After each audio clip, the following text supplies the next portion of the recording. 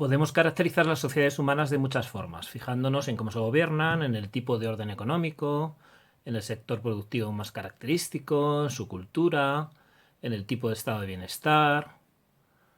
Una caracterización distinta es cada vez más corriente, al menos en el mundo de las ciencias sociales. Propone ver nuestras sociedades y las sociedades humanas en general como sistemas de cuidados mutuos, que pueden variar históricamente y de un país a otro. Como grupos humanos amplios, para sobrevivir tenemos que cuidar a quienes lo necesitan, a los más vulnerables, los menores, los muy mayores, los enfermos, quienes requieren alguna ayuda por alguna discapacidad, etc. A todos nosotros, en definitiva, en algún momento de nuestras vidas.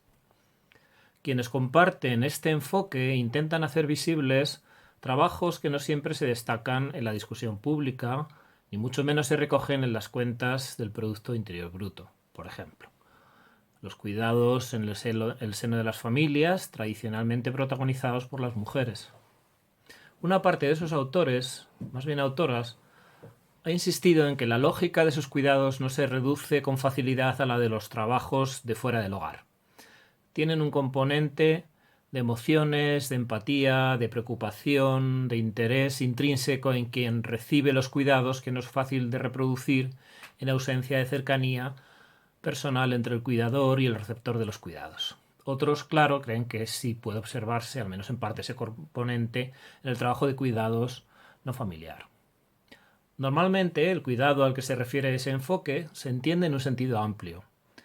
En esa línea lo definían hace un par de décadas Berenice Fisher y Joan Tronto, dos sociólogas norteamericanas.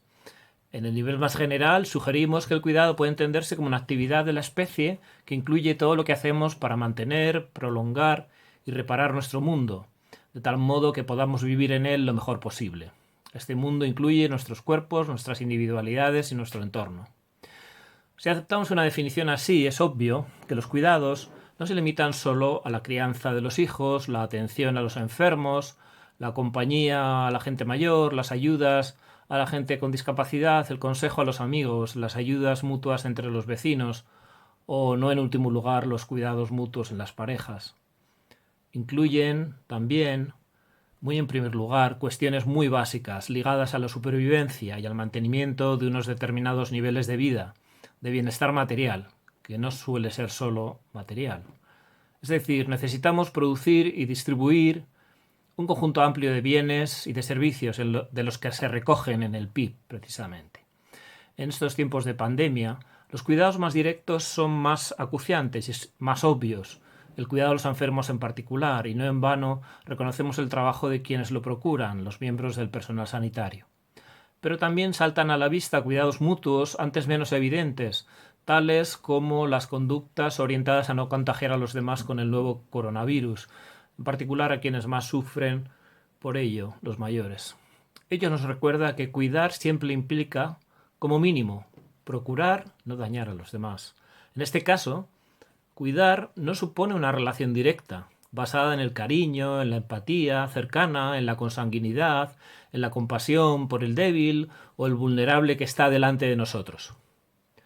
En el prójimo en el sentido más estricto de la palabra. Por el contrario, cuidar implica una consideración muy racional, casi abstracta, planteada en términos de empatía no por los cercanos, sino por los lejanos, quizá por los compatriotas. Cuidar implica una forma sui generis de acción colectiva, de coordinación en aras de un bien común, esta vez bastante bien identificado. Siempre hay alguna emoción, alguna pasión que nos impulsa a cuidar a los demás, pero ahora lo que prima es el razonamiento, uno casi matemático, el que está detrás de los esfuerzos individuales y colectivos para mantener por debajo de uno el que llaman número reproductivo básico y evitar la extensión de la epidemia. Durante unas semanas ha podido ser menos obvio que cuidar también implica producir y distribuir bienes y servicios ante la urgencia de reducir lo más posible el número de fallecidos. Ha podido serlo, pero no ha dejado de serlo. Los alimentos, los productos de limpieza, las medicinas, etc., tenían que seguir llegando a nuestros hogares. El personal sanitario ha necesitado de una gran cantidad de recursos materiales para desempeñar su labor y ha habido que producirlos y adquirirlos a marchas forzadas. Ahora, cuando intentamos recobrar una vida más o menos normal, es todavía más obvio que si la producción de bienes y servicios no se recupera en la medida suficiente y con rapidez, el resto de los cuidados también se resentirá gravemente, comenzando por el cuidado de la salud. No se trata de lo uno o de lo otro, sino de la combinación apropiada de ambos. Hace unos meses, en una reunión con gente afín preocupada por el futuro del país, hablando de nuestro sistema de bienestar, proponía considerar una expresión: nos cuidamos con cuidado. Es decir, organizamos un sistema de bienestar con sus componentes público y privado, con el alcance adecuado, que cuida especialmente a los más vulnerables, pero lo hacemos con cuidado, es decir, con prudencia, con sensatez, por ejemplo, haciéndolo compatible con los niveles necesarios de crecimiento económico. Cuando lo proponía, estaba jugando sin pretenderlo con tres de las acepciones de la palabra cuidar. La más inmediata en aquel contexto, la de asistir, guardar, conservar. Pero también la de poner diligencia, atención y solicitud en la ejecución de algo, y la de discurrir, pensar. Lo que no sabía entonces es que la palabra cuidado viene del latín cogitatus, el participio de cogitare, es decir, pensar, reflexionar.